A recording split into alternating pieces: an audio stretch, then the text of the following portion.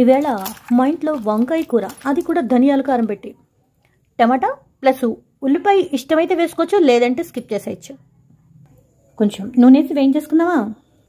ధనియాలు ప్లస్ జీలకర్ర, కొంచెం పొట్టు మినపప్పు వేస్తే కూర టేస్ట్ బాగుంటుంది అంటాను కదా, ఎక్కువదే పడతాను. మిరపకాయలు ఎక్కువ పట్టవు. వేయించేసుకోవాలి కొంచెం గోల్డెన్ కలర్ వచ్చే వరకు. మిరపకాయలు, జీలకర్ర అయితే లాస్ట్ని వేసాను, మాడిపోతుంది. కొంచెం బాబా గారికి ఇష్టమని చిలకడ దుంపలు అయితే మాత్రం బెల్లం వేసి పాకం పెట్టాను, అది కూడా లైట్గానేనండి.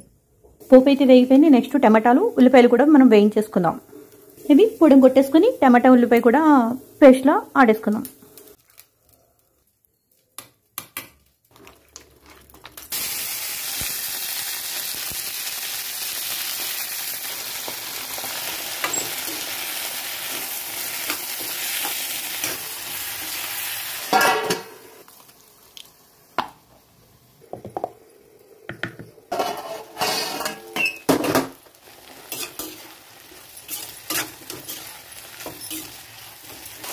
కూర కొంచెం మగ్గాలి. మనం ఈ గ్రేవీ వేసేసాం అనుకోండి, కూర అంతా అడుగంటేస్తుంది.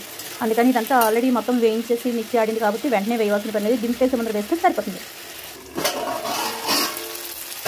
ఓకే, మగ్గింది. మొత్తం వేసేస్తాం. వావ్, వంకాయ కూర అయిపోయింది. టేస్ట్ అయితే సూపర్ ఉంది, చాలా బాగుందండి వంకాయ కూర అయితే మాత్రం. నాకు నేనే అప్రిషియేట్ చేసుకుంటున్నాను.